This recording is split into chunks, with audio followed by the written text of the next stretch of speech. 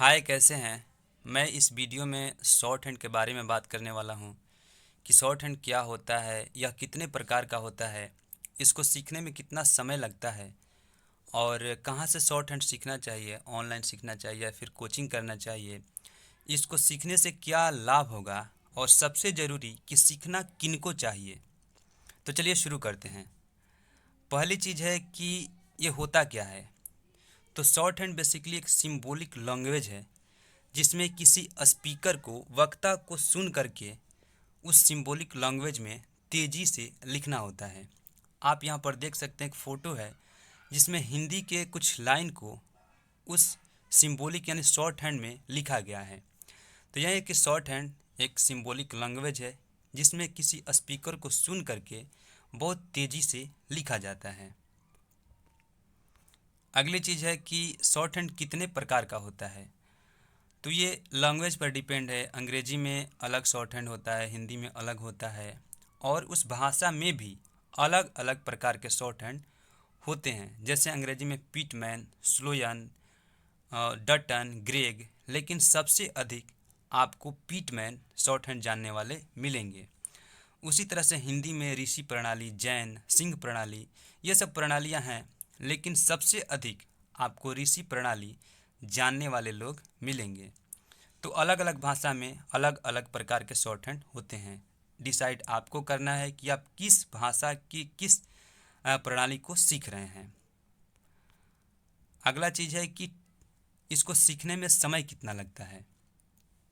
अगर मैं हिंदी की बात करूं, ऋषि प्रणाली की, क्योंकि मैं खुद हिंदी से सीखा हूं शॉर्ट हैंड, तो जो उसकी बेसिक बुक है, अगर आप डेली 2-3 घंटा प्रैक्टिस करते हैं, तैयारी पर देते हैं, तो 2 महीने में उस बुक में जितने सारे रूल दिए गए हैं उसको आप ख़त्म कर सकते हैं।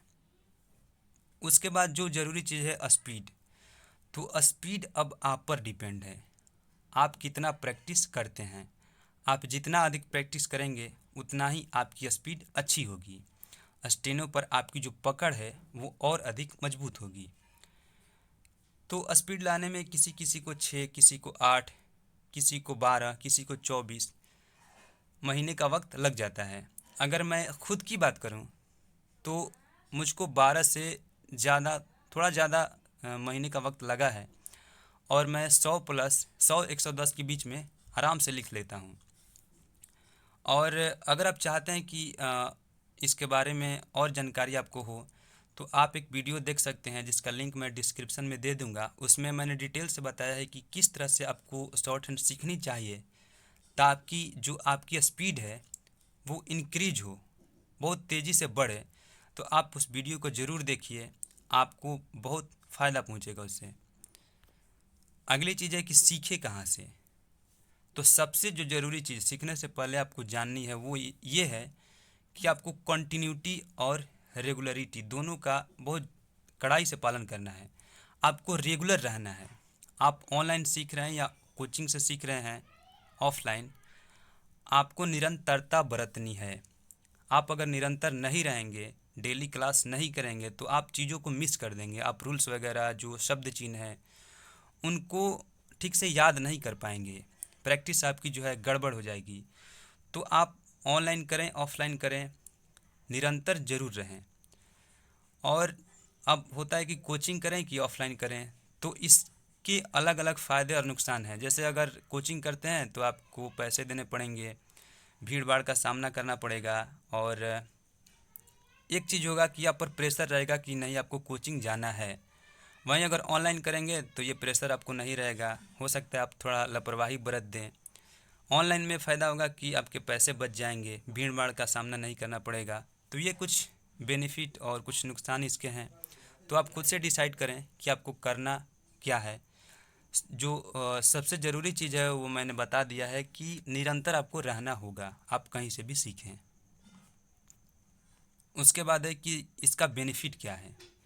तो शॉर्ट हैंड सीखने के बहुत सारे बेनिफिट हैं। इस पर बेस्ट कॉम्पिटिटिव एग्ज़ाम्स होते हैं। प्राइवेट जॉब्स में भी बहुत सारी वैकेंसियाँ निकलती हैं। कॉम्पिटिटिव एग्ज़ाम्स की बात करें तो एसएससी हो गया, हर साल एग्ज़ाम कराता है सी और डी का। रेलवे में भी बहुत सारी वैकेंसी आती हैं, हाई कोर्ट, रिपोर्टर, उसके बाद ASI, ये सब वैकेंसियाँ हर साल आती हैं। उसके बाद है सीखना किनको चाहिए। ये बहुत ज़रूरी है, जो भी शॉर्ट हैंड सीखना चाहते हैं उनमें ये कॉमन चीज़ें होनी चाहिए। सबसे पहली चीज़ है कि लैंग्वेज। आप जिस भी भाषा में सीख रहे हैं, हिंदी से सीख रहे हैं या अंग्रेजी से सीख रहे हैं, उस भाषा पर आपकी कमांड अच्छी होनी चाहिए। मैं ये नहीं बोल रहा हूँ कि आप उस भाषा के प्रकांड विद्वान हो, बस आपको उस भाषा की जो बेसिक रूल होते हैं ग्रामर के, वो आपको पता होना चाहिए। और उस भाषा के जो भी वर्ड्स होते हैं उनकी स्पेलिंग मिस्टेक आपकी कम से कम होनी चाहिए। और जो दूसरी चीज़ है वो है टाइपिंग। आपको टाइपिंग आनी चाहिए। अगर आप टाइपिंग नहीं जानते हैं तो शॉर्ट हैंड के साथ साथ सीखिए। अगर आती है तो अच्छी बात है। और जो टाइपिंग इसमें चाहिए वो कम से कम 25 प्लस स्पीड आपकी होनी चाहिए। उसके बाद जो तीसरी और ज़रूरी चीज़ है वो है गुड हियरिंग कैपेसिटी। सुनने की आपकी क्षमता अच्छी होनी चाहिए, इतनी अच्छी कि आप जो बोल रहा है कोई भी चीज़ उसको आप ठीक से सुन सकें कि वो क्या कौन सा शब्द बोला। यानी आपकी सुनने की कैपेसिटी स्पष्ट होनी चाहिए। आप खुद समझ सकते हैं कि ये चीज़ें कितनी ज़रूरी है। अगर आप ठीक से उसको नहीं पकड़ पाएंगे कि क्या बोल रहा है तो उसको आप ठीक से लिख नहीं पाएंगे। और लैंग्वेज पर आपकी अगर कमांड अच्छी नहीं है तो आप नहीं पता कर पाएंगे कि कहाँ पर कौन सा चिन्ह लगाना है, कामा कहाँ पर यूज होगा, क्वेश्चन मार्क, फुल स्टॉप कहाँ पर यूज होगा।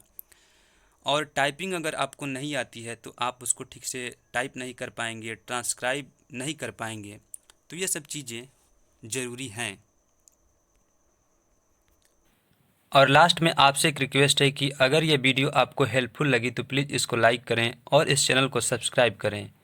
वीडियो देखने के लिए आपका बहुत बहुत धन्यवाद।